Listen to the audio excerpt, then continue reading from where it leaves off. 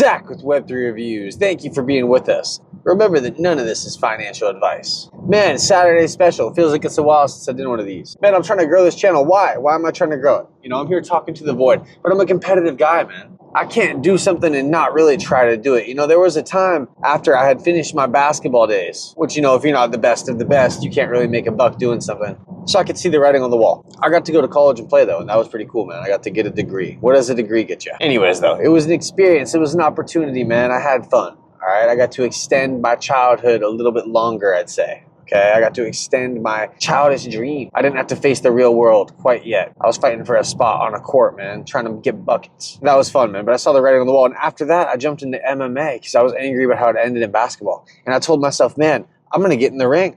And I told my wife this too, and we had a kid on the way. Now I got 2 sons. And she pretty much told me that would have been the end for me. So I'm somebody who's competitive, man. I can't walk into something and not try to be really good. Everything I do, I don't want to be half-assing it, man. So I start this YouTube channel, and I did it because I run out of ears to bend, man. I'd call my dad, I'd call my buddies, I'd tell my wife all about this stuff. And none of them cared to the level that I cared. None of them were on the same level that I was in terms of where I was coming from. I'm trying to tell them about ETH staking. They're like, yo, what's ETH? And I'm like, well, dude, ETH is proof of work, but it's transferring to ETH stake. And, you know, you're just telling people what shit about a different fucking level, man. You're trying to tell them about HBar and XRP and the conspiracy of fucking Ripple and who Satoshi really is. And they just think you're crazy, man. They're asking you, like, if you're all right and what drugs you've been doing. And, you know, you can't get a job doing any of this. So it's like you're really just a madman, bro. You're just like that meme, Charlie from It's Always Sunny in Philadelphia. You know, that's what it comes down to. It's how you look out here, bro. And people treat you like that. Every time you get off the phone, you know the other person's like, okay. Like, you're almost turning people off from crypto because you're so wild. Bro, this is going to be the next fucking thing, dude. It's going to fucking revolutionize the payment world, bro. It's XR motherfucking P. Brad Garlinghouse, bro. AOL. Yahoo. Now he's got fucking... And people are like, dude, what are you even talking about? You're like, David Schwartz in the NSA 1980s, bro. Cryptography. He was making patents before Satoshi's white paper in 2004. RippleNet, bro. Michael Fugger. People really think you're crazy, you know? And there's nothing wrong with being a little bit crazy. I'm here for being crazy. If you guys are listening to this channel, you guys are probably knowing that I'm already a little bit off the rocker, bro. I like to say that I went straight from talking about 9/11 and conspiracies to talking about XRP and crypto conspiracies. Because I realized there was really no money to be made in talking conspiracies. There was none. You were actually just insane because you were focusing on something that did not better your life. Where am I going with any of this, man? You know, why are y'all here? Why are y'all here, man? You guys are here because I talk about crypto? You know, I don't want to be just like any other Joe Blow. I don't listen to any other crypto YouTuber or shit no more. You know, I do go on Twitter and look at the general consensus, see what people are talking about, legends like Smoke Dog. But I couldn't tell you when Rector started, man. You know, historically when I came up, it was the digital asset investors, the Kevin Cages, the blockchain backers, the bearable bulls of the world, man. Jungle Crypto Inc. You know, I was listening to all these people, man, and it seemed to me like they were just repeating the same stuff. And so that's never what I wanted to be. And what's funny enough, man, is I got into this because I was talking about an asset that I never really talk about anymore. I was talking about Gala music, and I thought that it was an underrepresented asset on YouTube. YouTube's a place where people look up crypto. I'm sure that's how you guys found me. You were looking up crypto. And I'm sure it wasn't for cooking videos or crazy rants like I go on. But maybe that's why you stayed. That's kind of the point I'm getting at, is why are you guys here, man? What brought you? Why do you stay? I want to know because, you know, each video that comes out is kind of like a marketing experiment, if you will. You know, what thumbnails work the best? What topics work the best? And it comes down to how crypto is doing as well. When the market's really heating up, people are looking into what's going on. You know, as somebody who's now coming on here and talking about this every day, I deal with the highs and lows as well. And I try to bring you guys the highs, man. But you can tell sometimes that there are lows. And I try to face them, man, by thinking about what the future is going to be like. We're not just playing this game for nothing. We're playing this game to fucking make money, man. Dude, YouTube blessed me by making me a YouTube partner. You guys blessed me by tuning in. Thank you guys for watching, man. You know, it's kind of silly. Like, I started this just by talking to the void about Gala music, and the Gala community was my first 100 followers. Dude, and what's happened to Gala? I mean, some would say that the Gala community was the best thing to ever come out of Gala.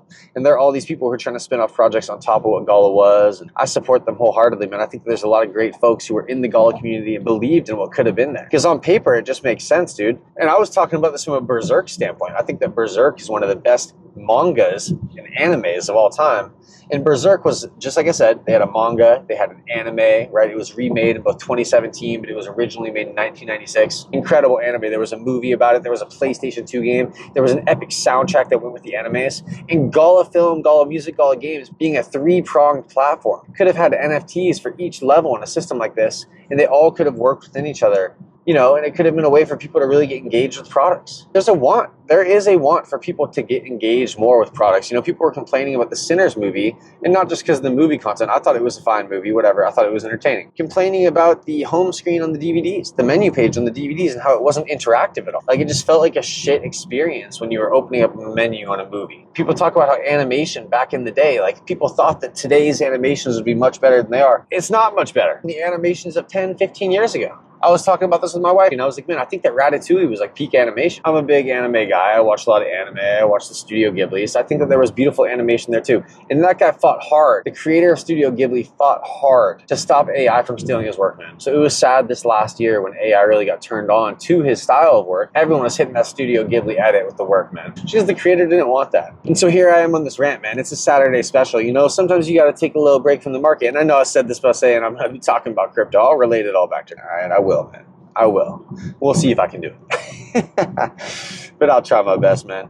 You know, before I started this YouTube, man, I was on a route of failures. You know, I was a college basketball player, and I got family members who are lawyers, man, and I had high aspirations to follow in the footsteps of them in terms of being a professional. But I had gotten my finance degree, and I decided that I wanted to become a CFA and become the CFO of a company. I thought that's what would be badass. I thought that I wanted to be a risk manager who was brought in as a third party to assess what a company's best chances to move forward were against an ongoing market. But it didn't work out for me for whatever reason, man. You know, after hundreds of applications and numerous interviews where I failed. Right? I showed up and I had different social situations occur in which I failed. I had one situation occur, man, where I got to meet with these guys from this wealth management company. And I was there with the first guy. And they asked me if I wanted to order a beer. And I said, yeah. And I ordered a beer. The other guy held off. And then his buddies walked in. And they all three ordered beers all together. When the waiter came out, the waiter accidentally brought 5 beers. He brought a round of 4 for all of us. And he brought the one that I had originally ordered, which had been an IPA. So everyone looked around. And I raised my hand to take the extra beer. I drank both beers right there, just in sitting. I felt like I failed that interaction, man. And then I had another wealth management guy tell me that I just seemed a little bit too money hungry. I was coming from a world of sales, where I was salesman of the year, where I was pushing, you know, it was retail sales, and I was out here. And man, so I didn't get any of these jobs. He actually told me you just come across a little too pressing,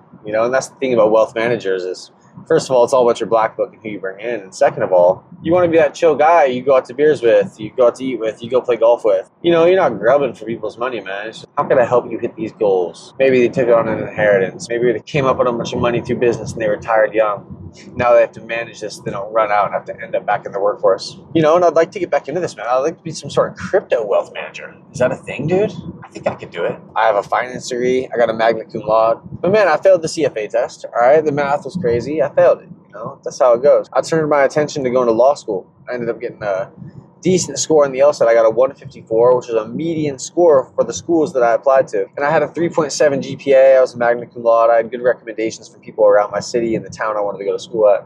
I didn't get in, man. So this was 2 big failures before I started this YouTube channel. And crypto's never been a failure overall for me. You know, if there was a plus minus like NBA statistics, crypto's always been a positive for me. Maybe not emotionally, maybe not spiritually, but the ability to hit occasionally by holding, that gives you discipline, man. I truly believe that being somebody who's involved in a token like XRP, it's giving you the knowledge of a seasoned investor. How to have steel balls, how to have diamond hands. Nothing else matters. Why does the news matter day to day if you have faith in your investment? You know, and I memorized all these Warren Buffett quotes just because I saw them so many times posted by all these different people I was following, man.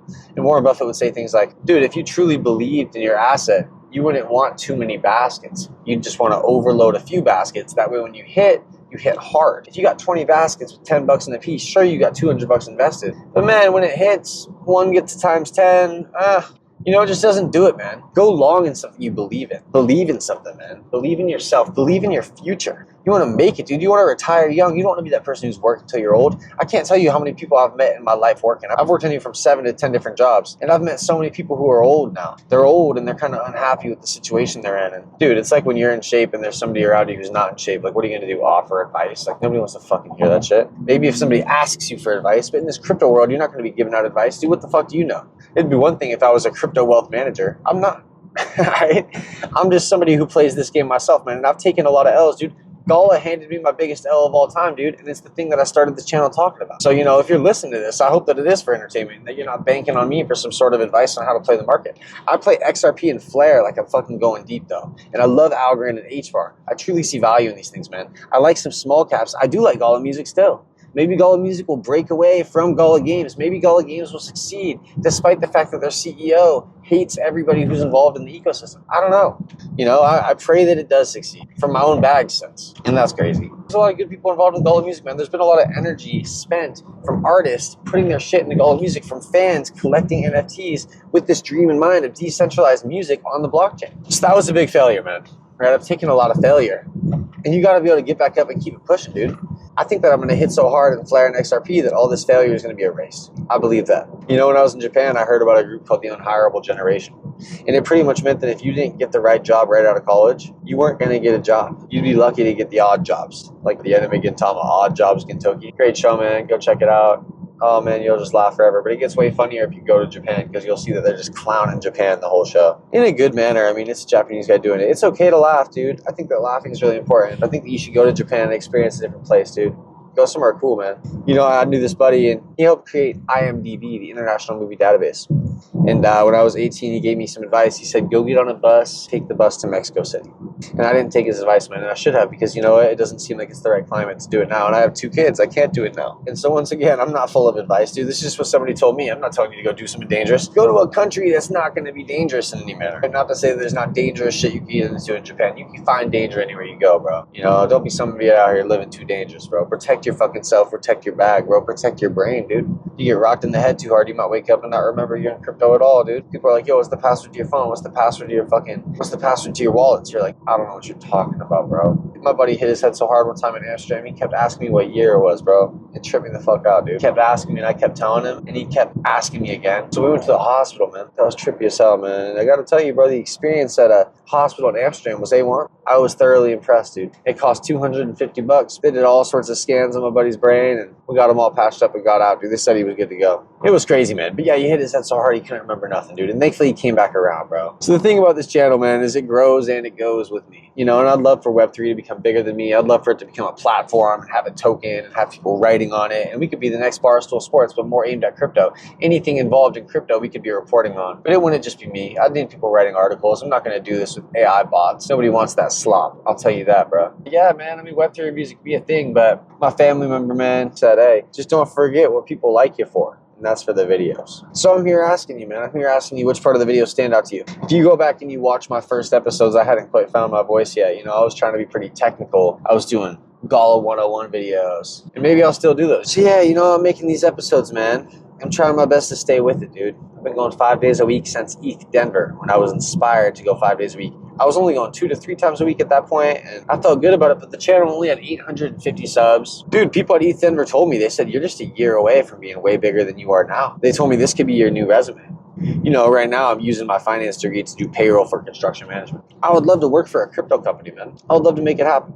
And not in some sort of KOL sense like Ben Armstrong. Man, I could do sales. You know, what I saw at ETH Denver was there were a lot of companies who had engineers representing them in a sales sense. You could imagine how that went. You had a lot of people who had hired local talent to watch their booths. Their level of enthusiasm or their level of knowledge about the product wasn't A1. And then you had a lot of people who were just hired. You had a lot of people who were company members. They were brought along to represent the company, and a lot of them weren't too knowledgeable as well. I feel like I have the potential to be pretty knowledgeable about a product, man. I can speak to it pretty well. So it inspired me going to ETH Denver. That's the only time I've ever been to a crypto conference, you know? I had always wanted to stay anonymous with this one, 100%. Crypto is one of those games where you don't have your money in the bank. And the last thing you want is for people to be knowing you got money under your bed, dude, or wherever the hell you keep it, you know? Like, if they can squeeze it out of you, if you got some sort of password that people know they can squeeze out of you, it's bad news. You see on Reddit forums, people with ledgers, man, getting mailed that, oh yeah, give us your 12 word, we know where you live, it's ledger. It's fucking bullshit, dude. They're obviously phishing, but man, where does it stop? Does it stop with them eventually coming to this old address and saying, hey, where you at? I'm looking for you. So you better be ready to protect yourself, man. Protect your funds, protect your life, because people will kill you for money if the price is right. Dark web, people looking you up based on your bag, man. Somebody posted on Reddit the other day just literally their entire ledger balances. Don't do that, dude. Don't tell anybody exactly how much of a token you own,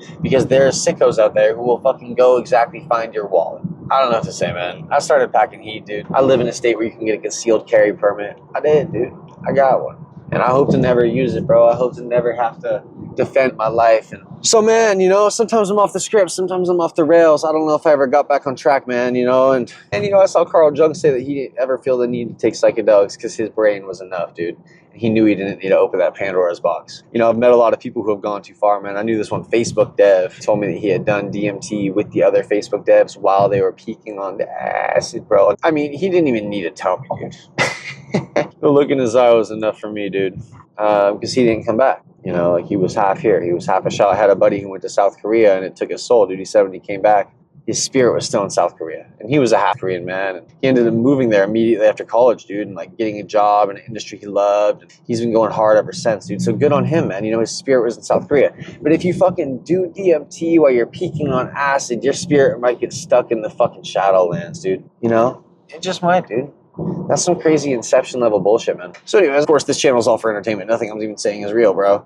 I'm not even real, bro. I'm just talking to the void, baby. Bro, you ever wonder if you were an NPC? Like, you got to think of all thoughts, right? I'm a crypto investor, bro. I just want to get rich and chill, bro. I want to drive a Porsche. I want to fucking have a nice house, bro. I want to have the freedom to do whatever the fuck I want. I actually don't want a Porsche, but I want the freedom. The freedom, bro. That if I wanted a Porsche, I could have a Porsche, bro. Man, you know what I mean? You know what I mean, bro. You ever seen this video, bro? This homeless man who's fucking smart as hell. You understand politics, you think you understand political parties, you're all full of crap, you don't know what the Illuminati is, if you're Republican or you're Democrat, you're wrong! Why? It's this easy, it's called divide and conquer. That's why there's two parties and only two.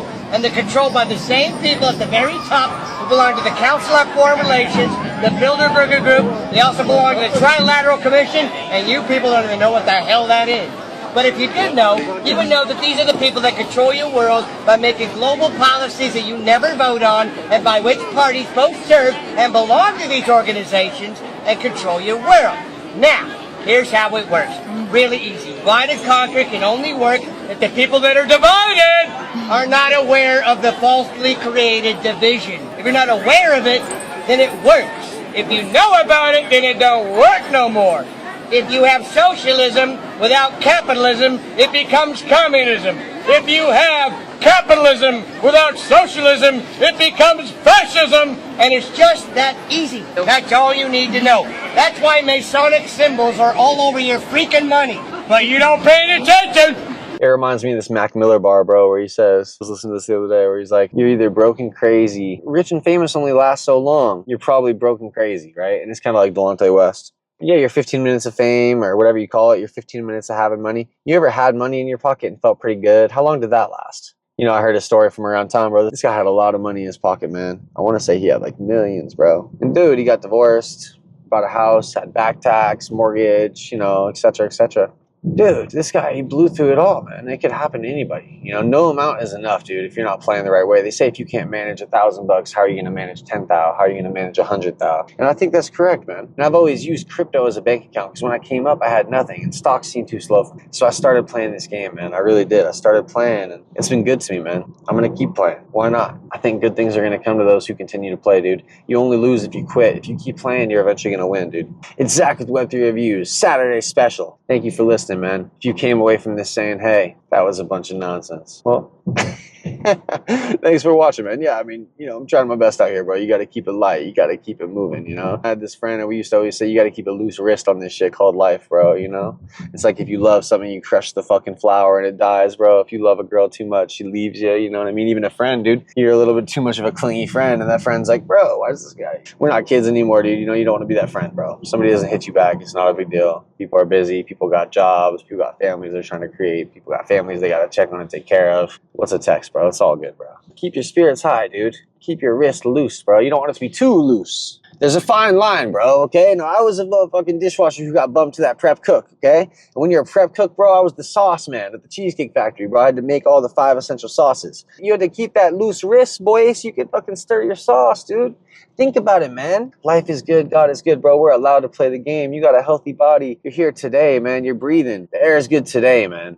If you need some inspiration, bro, look inside yourself, dude. Motivation, inspiration, it's all around you, dude, but it's inside you, bro. You know, go listen to some Goggins or something if you need to get hyped up. Who's going to carry the motherfucking boats? It's you, dog. It's you. All right? Zach with Web3 Reviews. Have a great weekend. Till next time.